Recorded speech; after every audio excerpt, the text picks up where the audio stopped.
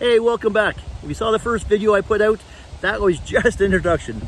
I know, maybe a bit boring, no big stories in that first video. This will be good. Stay tuned.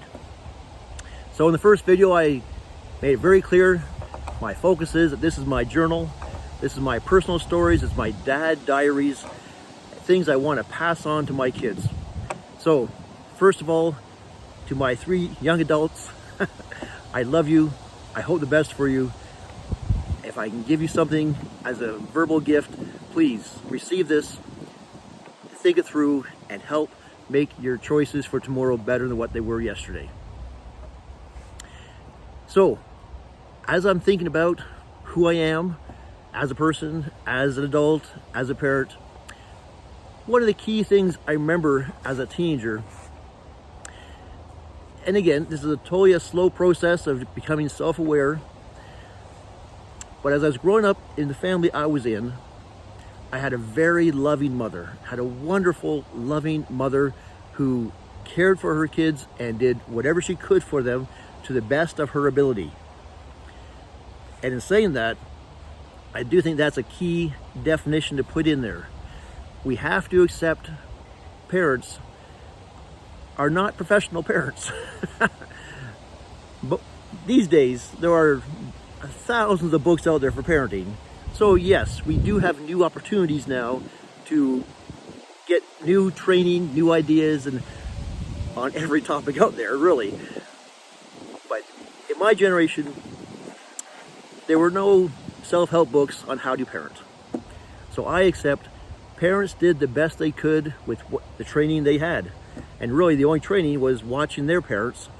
And in a lot of cases, that's a whole other story of bad lessons that were passed on to the next generation. But I do want to say, my mother was a very loving mother, cared for us, did whatever she could to raise us properly. I grew up in a family with 1 sibling, 1 older sister.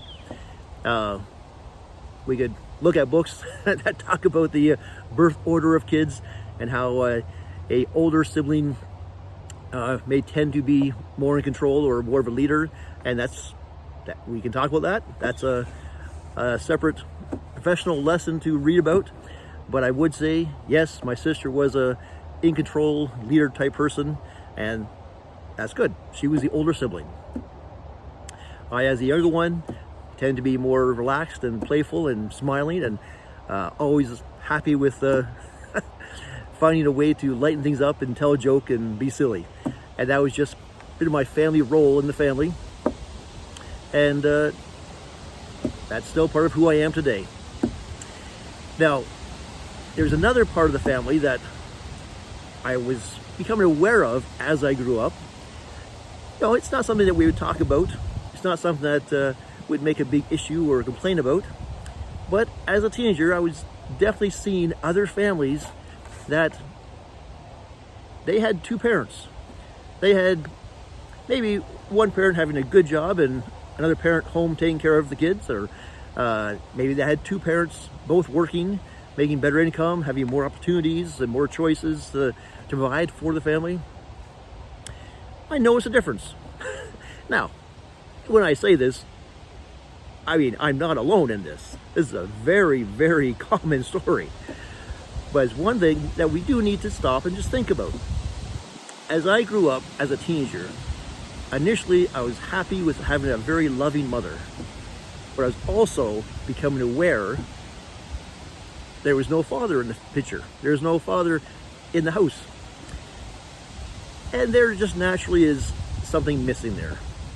There wasn't a person there to just share that father role, share that masculine parent role, just to be that firm, strong answer to some of life's questions. So yes, there was a lot missing in my life as I was growing up. And I do recall, as a young teenager, again, I may have been exercising a personality of being funny and playful at times, but on the inside, I was angry. I was disappointed. I was feeling that something wasn't fair in life. Well, in the big picture, I said many times, life is not fair. So you have to accept that. But I also had to deal with that disappointment and that anger. And I do recall going through stages where sometimes the healing was through listening to music. So for my mother, who heard me play some loud rock music back in those days, it was part of my healing process. So thank you for being patient and not getting mad at some loud music coming from my room. But I do recall there were times I was feeling angry at growing up in a single parent family. It's one of those things where at that stage of life, I just did not have any answers for. I didn't know the whole story. I wasn't looking to go and investigate and find out who said what or who did what or why this happened to me. I simply was disappointed and angry and having to deal with that. And I do want to share that honestly to say, for all those others who have gone through the same situation, it's a real process we have to go through. And I'm very thankful, and I do acknowledge and give credit again to my mother for being that loving mother, supporting through some angry stage. But and also want to give credit to just friends at at church groups, pastor who would have just been supportive and friendly through some of these questions. But I am thankful. In my teenage years, I did come just to accept life's not fair. Not my fault, but I was not going to hold on to the anger. I chose not to be angry. I chose not to be bitter. I chose to let it be and just be the best I could be with what I had. So that's my story. That's my response to it. And to my kids, to my people who are maybe listening and thinking, you've been there, I just want to say again, it's a choice to hold on to anger and to have a life of revenge, if that's the choice you make. But it is a choice to let go of anger. It's a choice to forgive. And I made that choice. And I hope you can hear that and understand and make that part of your process as well. I, again, sincerely am putting this out there for my kids.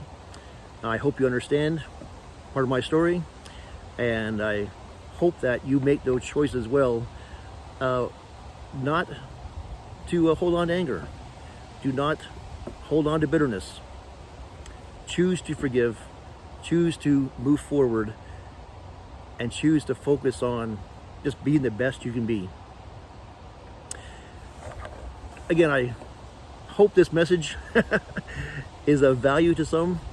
If it's your story as well, I hope that you reach out and talk to your kids and share your story with them as well.